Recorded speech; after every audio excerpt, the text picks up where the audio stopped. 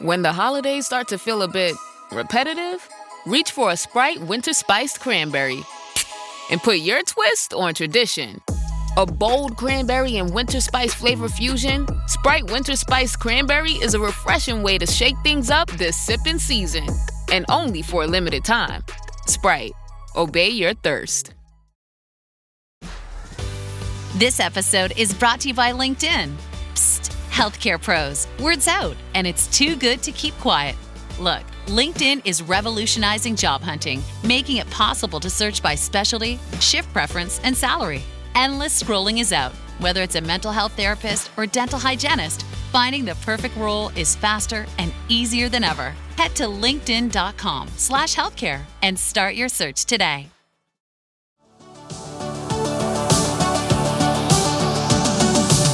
Welcome to the Dr. Raj podcast with Dr. Raj Dasgupta, a show all about educating patients, students, and aspiring doctors about better patient care. Dr. Raj is a quadruple board-certified physician and associate professor at the University of Southern California. He was a co-host of the TNT series Chasing the Cure with Ann Curry, as well as a regular on the TV show The Doctors. And now, here's our show.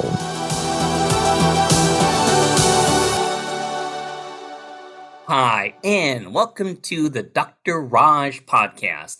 And what is this a podcast of? A podcast of happiness and wellness, amazing people, totally great stories. And today, I think that my podcast is now international because I officially have my longest Zoom chat for my guest, who is so awesome. I'm actually Zooming with India right now. How cool is that, everyone? And because my podcast is about mindfulness and wellness and happiness, I think I got the perfect person here. And I'm so excited to introduce, but let me stick with the game plan. We have to do the routine. So I'm going to read my bio first and go from there. So my guest today, his official name was Kamlesh D. Patel, affectionately known as Daaji. And I just love saying that. So I might say your name multiple times just because.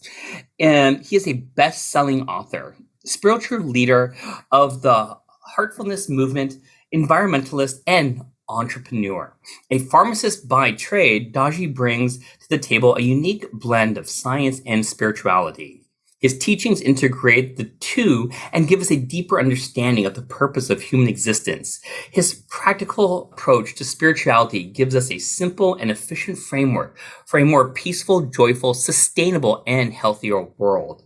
Since 2014, Daaji has led millions of practitioners worldwide, embedding the practices of heartfulness, a tradition of Raja Yoga adapted to modern day life.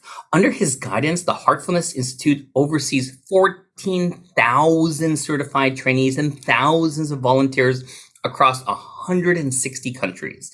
In his deep commitment to our global health, he has spearheaded an environmental initiative in the development of Kanha Santi Vanam, a green ecological paradise of 1,400 acres of rainforest, water conservation, animal sanctuary, medical center, educational center, and wellness retreat center with the world's largest meditation hall. In his forthcoming book, Spiritual Anatomy, which he did send me a copy, it's amazing, Balance Books, October 24th, which is next week, he received numerous accolades from luminaries for his bold understanding of consciousness through a collective of comprehensive spiritual and scientific research on the soul's anatomy and journey for a more whole health approach to our evolution. And with that being said, Daaji, thank you for joining us, and how are you doing today? Oh, lovely, Dr. Raj. Thank you. Thank you for this podcast. Oh, you're welcome. And, I wish we could show it. I'm only using the audio. I do mean it. You just have this sense of just calmness. I just feel like anything peaceful is on your side of the screen and all this anxiousness is on my side. So thank you for providing me with some calmness this morning. Well, I already promised you I would like to transmit this. Whoever would like to, they can just close eyes for a few seconds and see the impact. I'm going to say this. It's so tempting. I really wish I could teleport you here, but I want to make sure I ask some important things. Number one, here's a random one. I'm going to go off script a little bit just so we get to break the ice a little bit.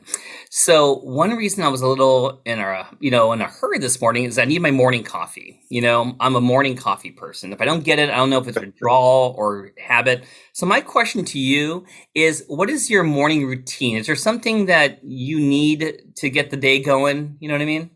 Oh, my morning routine. Soon as I get up, the usual stuff, clean up, etc. And then meditate. Meditate for a few minutes. And then maybe if I'm in mood to see the current situation in the world and feel the pulse of it, and then see how we can contribute towards the better side of the world.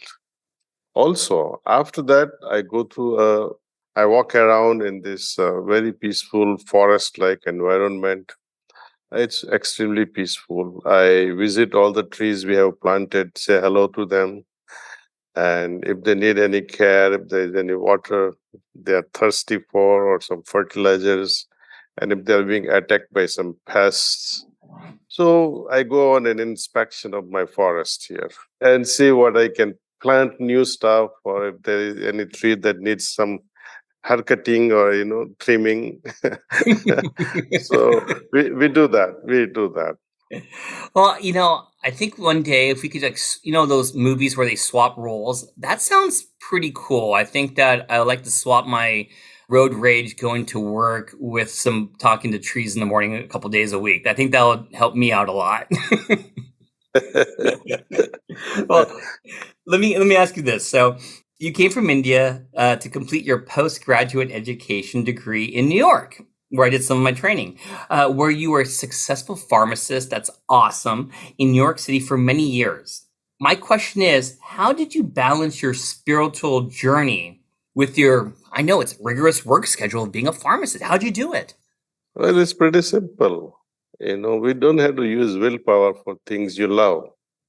Do you like ice cream? Do you love, as you said, you love coffee early in the morning? You're a morning coffee person. I do. Thank you for listening. Do you use willpower to drink coffee? I don't think so. It's either me just It just happens because you love it so much. You love it so much. Like children, we tell children, please use willpower in having your ice cream. It will be a redundant statement. They will say, why? So people who love to meditate and to remain centered, and those who like peace within, they like peace outside also. And they carry environment of peace because they themselves become peace, right? And they cannot live without it. So this addiction of meditation is the key to go on and on and on. At times, there have been situations. It's not that I am invincible at that calmness level. There are situations when patients would come in the pharmacy and start shouting, "Hey, you, Indio, the pharmacist. I love you, pharmacist, but why are you not giving me my Vicodin?" Of course. And then, okay, because your doctor did not give you refills. Oh, my doctor already called you, but nobody called, you see. And you end up having an argument. And okay, then we receive a phone call, we write a prescription, and then we bill it to the insurance. Insurance rejects it. So you can imagine the turmoil, patient after patient after patient. Something or the other goes wrong. With every insurance today, with all the government policies, Medicare or Medicaid or HMOs, there is always a headache. Oh, yes. And to sail through all that, I think it requires a peaceful, calm mind. You can't go crazy. You can't go mad. And after billing it, you later on realize that insurance is giving less than your buying price. And then you feel like pulling your hair. So we do go through all these situations, but you don't feel miserable about it. See, difficulties are there for all of us.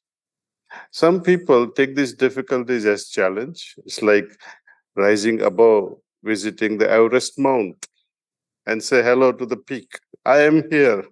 Like that. Difficulties are always there and they make us stronger. If you say to hell with this pharmacy and I don't want to see any patients and I don't want to fill any prescription, then okay, you have a choice. You will nothing.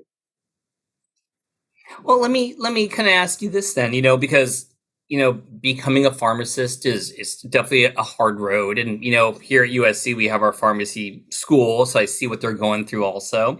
And you definitely pivoted, in a different way. So my next question, to kind of parlay off the first, would be, what led you to leave that career and to focus on the Heartfulness Movement? Be honest. Do you have any regrets for making that change? Professionally, I really wanted to become a doctor, physician, medical doctor. But somehow my grades were not good enough to give me admission into medical school. So my father said, why not pharmacy? It also deals with drugs. I said, okay. Yep. And I was too young to make any decisions. I was able to get admission in other schools outside the state I was in. But then my family would not allow me to study outside the state. So anyway, to cut the story short, I ended up in the pharmacy.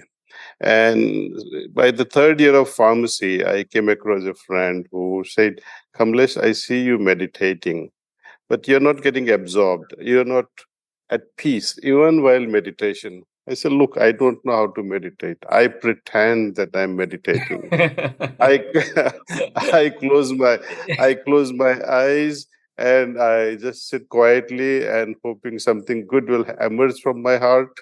And then he said, look, I can take you to a trainer and this trainer can put you in trance right away. She is good. And when I heard C and trance, my inner alarm went off. Okay. I said, we got to check out her and see how she can put me in trance. So we went to her and she was a very serious person, very simple lady, a housewife. And she said, by my first name, Kamlesh, it's good that you're here, but why do you want to meditate? So she grilled me all these questions. And then finally she decided, okay, you're fit enough to start meditation. So she gave me the first introductory session on meditation. Not much of speaking. She just told me how to meditate and did the work on me. And instantly I was transported. Instantly, I said, Dr. Raj, without a time limitations whatsoever, I was transported to a different level of awareness. And I was totally gone. As they say, bimmi Scotty, and you're gone. like that, I was gone. I became non-existential. It was ultimate experience of samadhi for me, and I felt so fortunate. And when the session was over, she said, "That's all," and I couldn't open my eyes because I didn't know she said, "That's all." So she kept on tapping my knee and said, "That's all, Kamlesh. Your sitting is over." And she herself started crying. Yeah, she said, "Your inner spiritual condition is so good." And I myself feeling at so much of peace. So she appreciated the inner state. That also gave me some sort of a positive push that, yes, you're not that bad. Come on, you can do meditation. So that's how I started. I love that story, and I need a definition from you. So the Heartfulness Movement, you know what I mean? I didn't want to kind of skirt over that. What is the Heartfulness Movement? Well, it is to share with the world that follow your heart, live by your heart. And you almost escaped another question. I said, any regrets? So now what you're doing, do you ever feel like, I kind of want to check the dosing of this med a little bit. I want to see what route this is. It shouldn't be IM, it should be sub-Q. Do you do you miss it a little bit? Well, pharmacy, if you go through this curriculum of pharmacy, I think you won't have regrets. The reason is You are a hybrid product of so many things. Mm-hmm. You are touching the boundaries of medicine. You are touching the boundary of forensic investigation. You are touching the boundaries of engineering, because engineering also involves manufacturing of medications, etc. You are also involved with technology. You are also involved with farming. You are also involved with making a lot of recipes. So you are also becoming a kind of a cook. That's true. That's true. Yeah, you will never regret becoming a pharmacist, actually. Of course, there are many other regrets in life, which I don't think we should share here. No, I don't think the podcast is that long. We want to keep people motivated. Yeah. But, Yes. you mentioned it a little bit, in your first answer, but, making this shift for the Heartfulness Movement and all the things you're doing, touching people in different ways, what prompted you to make that shift? Was this moment after you had that really enlightening first official meditation? What really prompted you to make this shift? Well, there is no shift. I continued more intensely into meditation, more and more got involved with it. Mhm. And this particular meditation doesn't take you away from your mundane duties. For Oh. example, you can be a farmer, you can be a pharmacist, you can be a doctor, you can be a housewife, you can be a chef, and still continue with your inner life. Your external mundane life is not at crossroads with your inner spiritual life. In fact, both has to be integrated. Otherwise, it's a hollow, partial, incomplete life. That makes perfect What if sense. you go into spirituality and become a priest? It's of no use to your family. And Right. you go into a material world and become multi-billionaire. But what if your inner spiritual life is empty? You'll feel discontent, you'll remain frustrated, you'll remain restless, because completeness will never be felt. So Yeah. both have to be integrated. I strongly feel that I need to integrate my material life, my work life, and my spiritual life. I was trying to give you an example Yeah. of that material life and spiritual life are like two wings of a bird. Can a bird fly with one wing? Not No. really. So material and spiritual wings of a bird, Yeah. they have to be in balance. One cannot be longer, one cannot be shorter.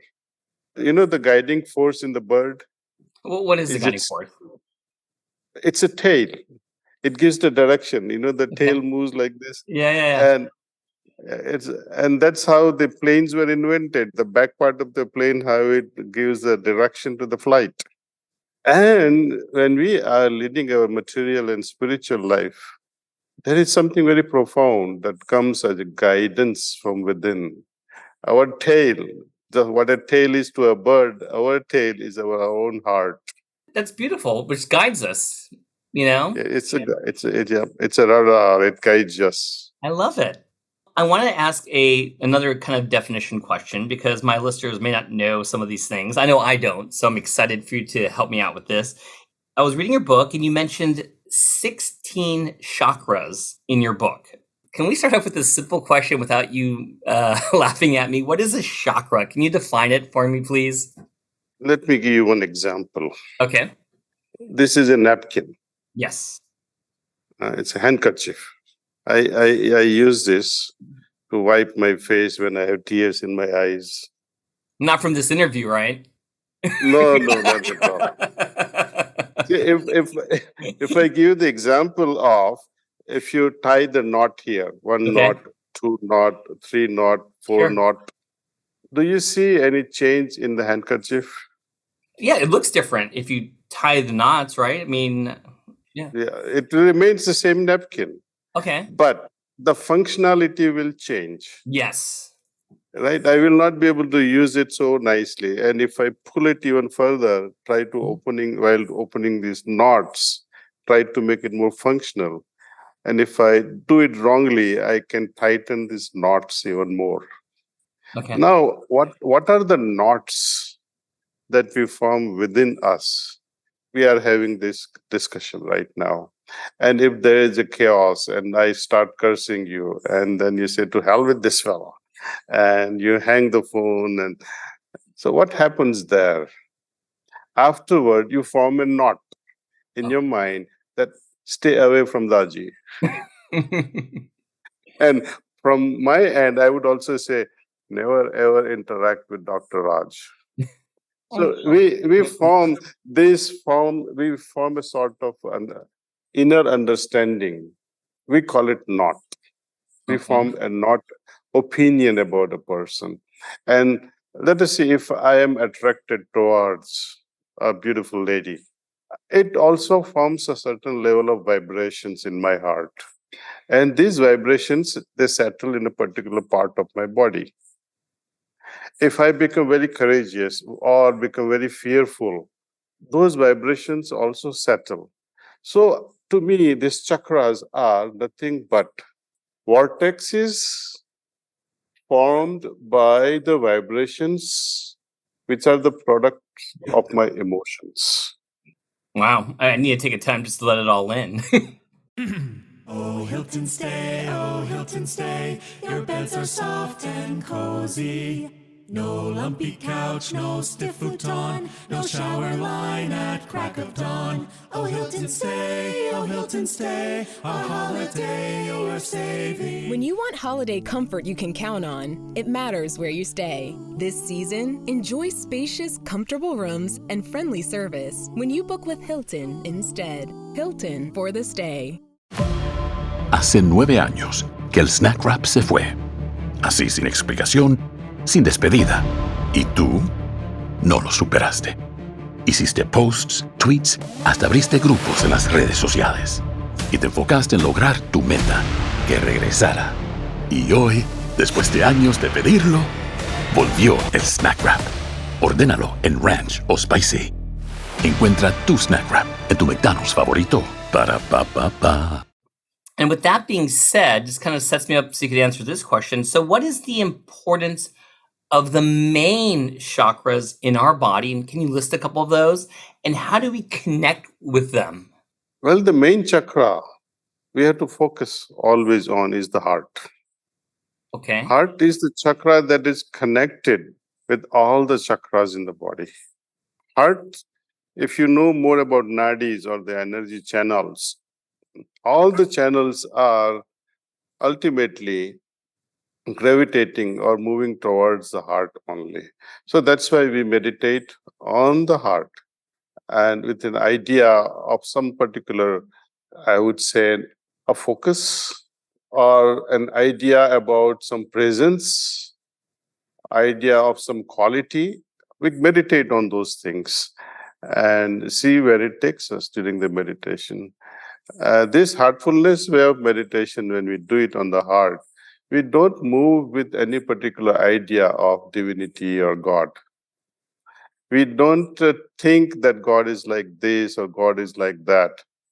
We try to maintain a neutral attitude and be very sincere, authentic about it, our search that God, I don't even know if you are there.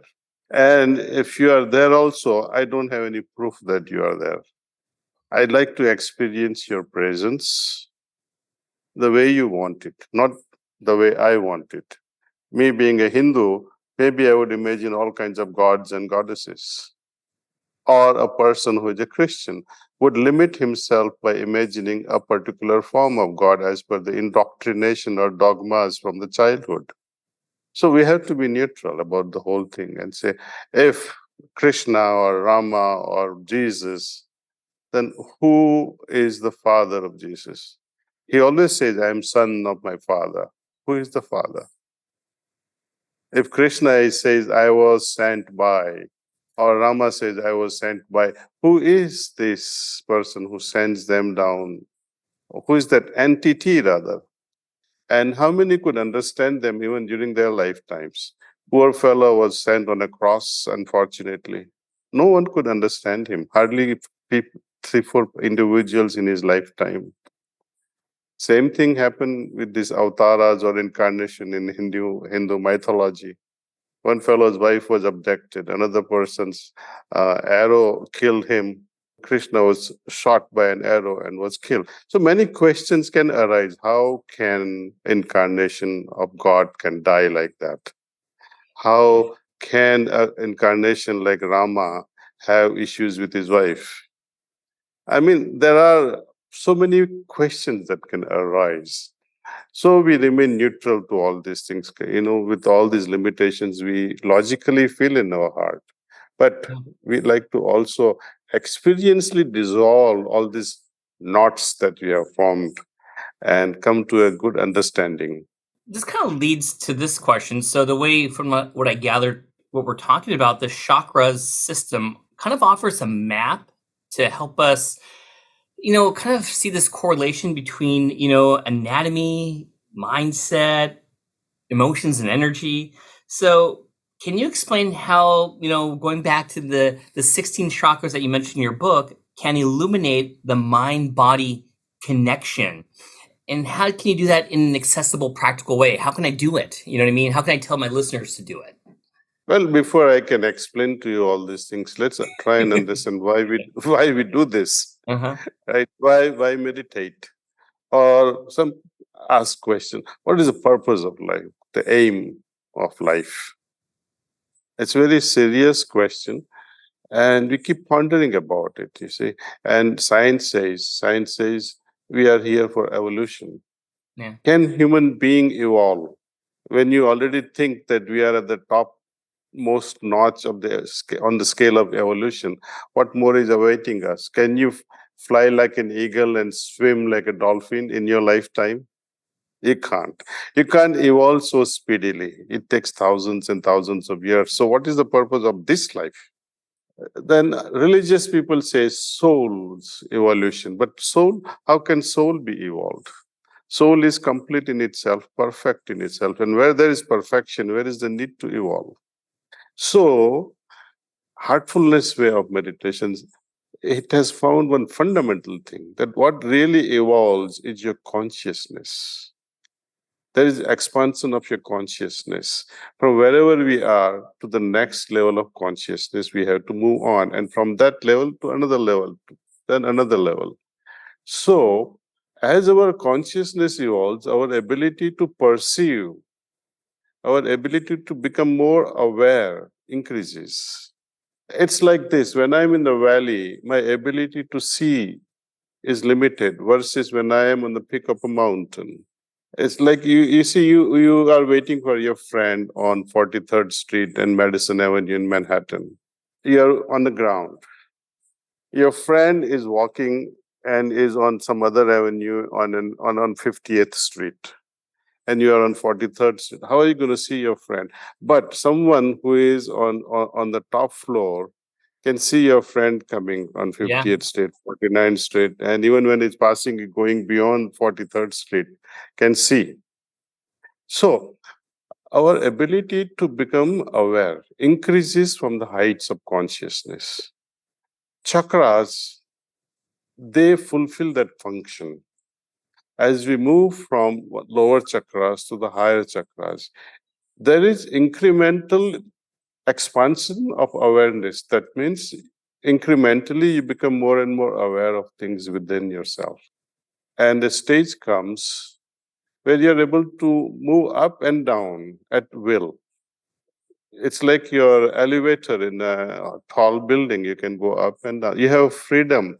You have flexibility to move within your own consciousness, within the own spectrum of consciousness.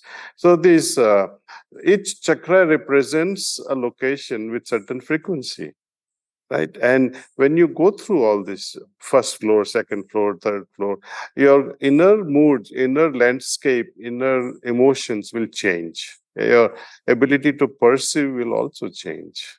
So I can give you the insight of this spiritual anatomy by giving this mundane example. But in reality, you'll have to practice to understand the dynamics of changing inner environment, means changing inner consciousness. No, and I love that New York analogy and being higher up. It actually makes me miss being there, but that was a great, I started actually understanding it a little bit.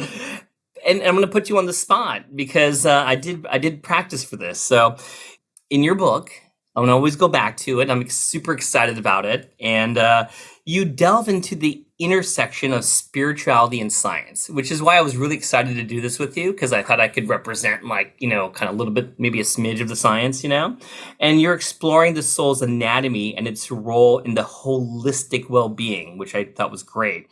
Can you share with your audience what inspired you to write this spiritual anatomy, combining the spirituality and science? Well, it is because lots of us, including myself, were losing interest in spirituality at some point. It looked more like a mythological study, or it looked more like something that you have faith, that it demands faith.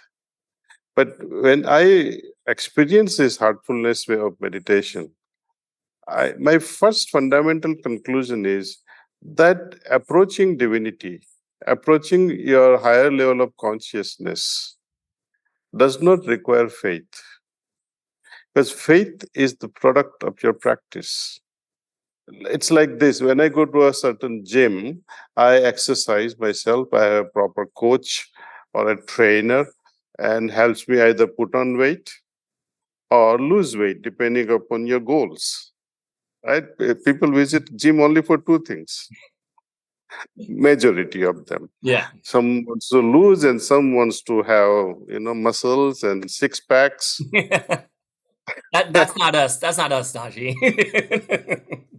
Right. And once you achieve that, at least you're moving towards your goal, that you're becoming more and more healthier. Instead of six packs, anyway, you got at least 2 packs or 4 packs. It makes you happy that you are in the right direction. Mm-hmm. So when we are moving in the field of spirituality, what are the stages? Am I able to feel fundamental shift in my consciousness, starting with peace, going through on my march? Does joy come in my heart? Does contentment comes in my heart? Do I become fearless? Do I have total clarity? Do I become very kind and compassionate and loving? Do I become so blissful? Because there's such a big difference between peace, joy, happiness, content, and blissful. One is able to see all these things inside. One can feel that.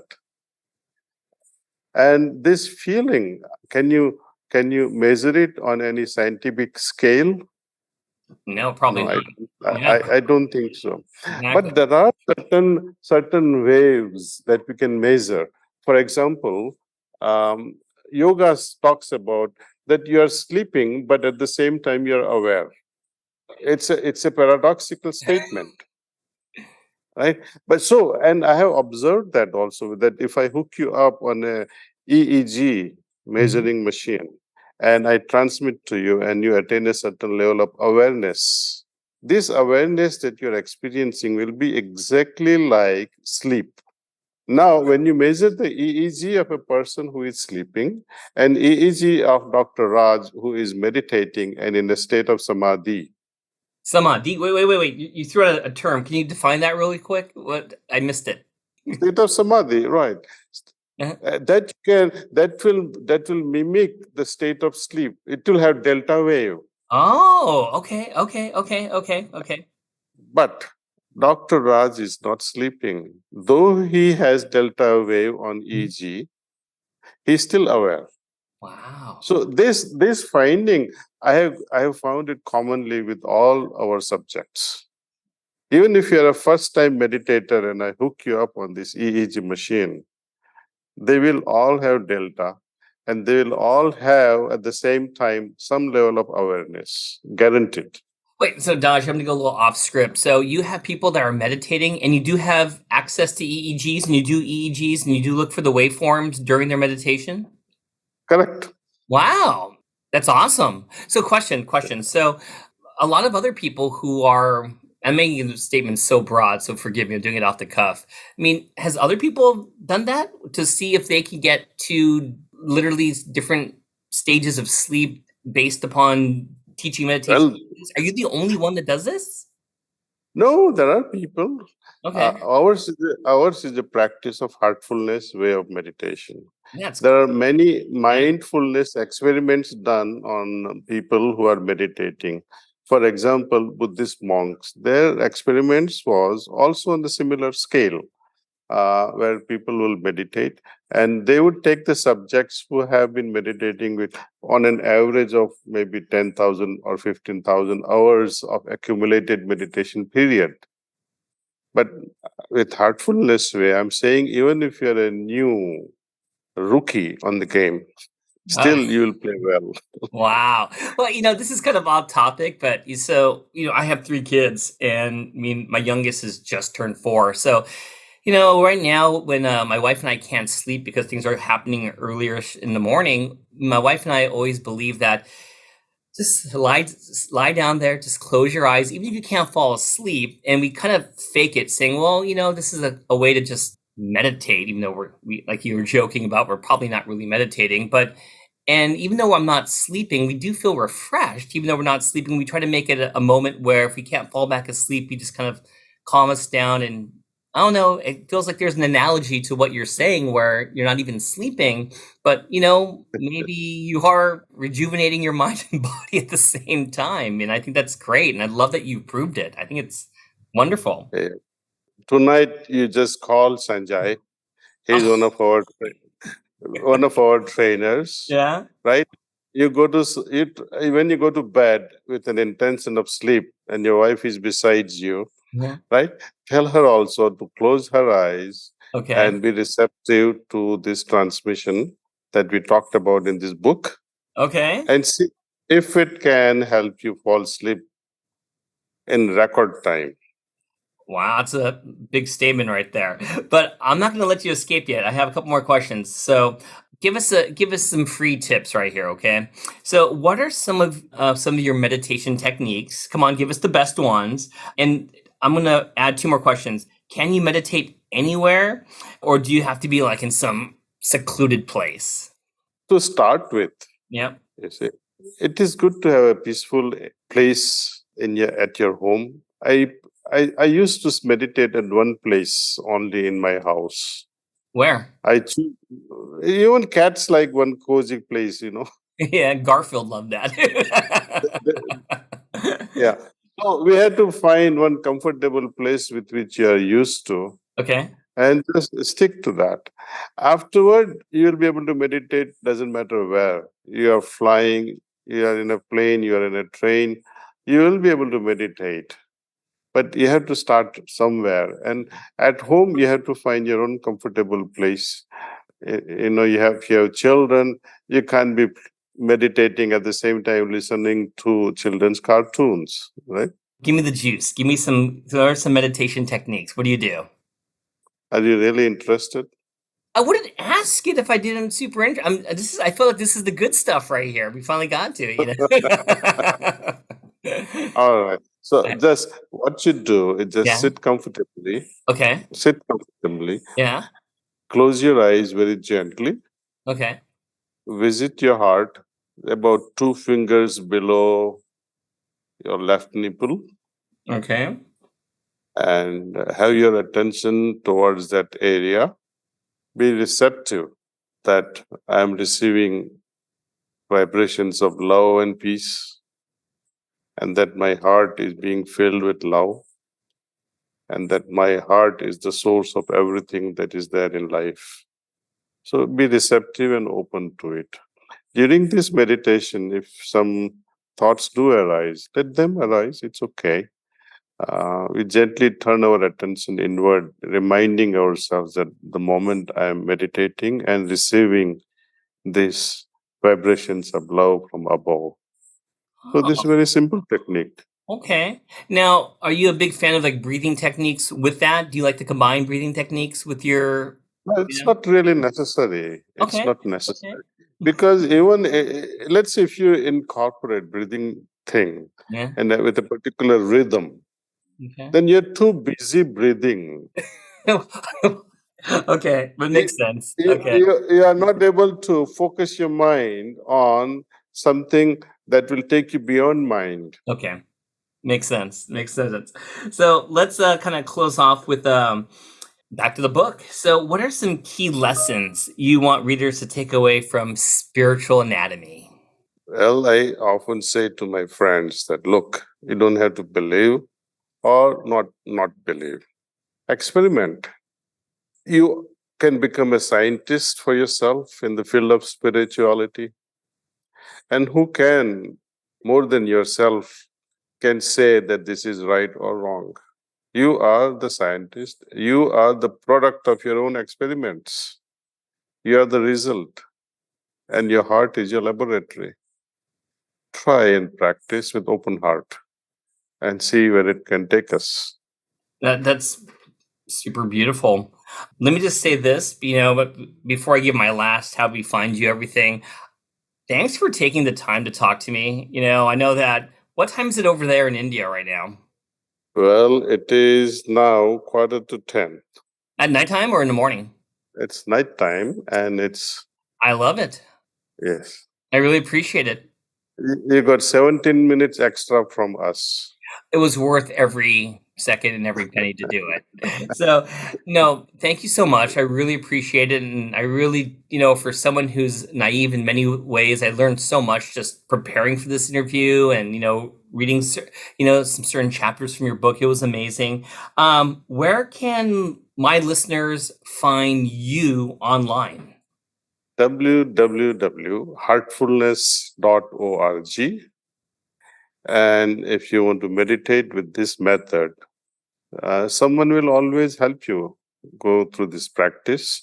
I went to a lady's house, right, in the city where I was in. But with this technology, I think you can approach anyone. Even, let's see, Dr. Raj in Los Angeles once, he woke up, had a fight with his wife, and he woke up at 2 o'clock in the morning and said, I want to meditate. Whose house will you go at 2 in the morning in LA? I know. Right? So you use this app and say, I'm Dr. Raj, I would like to meditate. I'm from LA. Even this much is also not necessary. Someone who is awake in Japan or in India or in Europe will say, oh, Dr. Raj wants to meditate. And they'll ping in and say, okay, I'm with you. Oh. And they will meditate with you. And you can feel the effect of that meditation. And Dr. Raj, it's all for free. These are all volunteers worldwide. We have almost 16,000 volunteers ready to teach and share this meditation. I offered you, I can put you in state of peace in less than 5 minutes, but you don't want to take my offer. Don't even make me feel bad at the end, Daaji. That's not very spiritual of you, I'll get the app. I'm gonna ping you. If you don't help me when I'm in a stressful moment, I'm gonna look you up. Heartfulness app. No, what's the name? Heartfulness app. Okay. I'm gonna look it up. No, that's great. That's great. So, anyways, thank you so much. I totally wish you all the best, and I hope our paths will cross again. You're just a really awesome, cool dude to talk to. I really enjoyed this. Thank you, Dr. Raj. It has been joyful. You are a nice guy, and looking forward meeting you in LA sometimes, or if you come across India. We are in central part of India, and you'll love it here. I take your word for it. All right. So with that being said, thank you everyone for listening to the Dr. Raj podcast. I really hoped you learned something amazing. I know I did today. And stay tuned for our next episode in a few weeks. Thanks for listening. This has been a production of Ars Longa Media. Our producers are Madison Linden and Chris Brightigan. Our executive producer is Dr. Patrick Beeman. This podcast is for educational purposes only and not intended for medical advice. Ars Longa, Vita Brevis.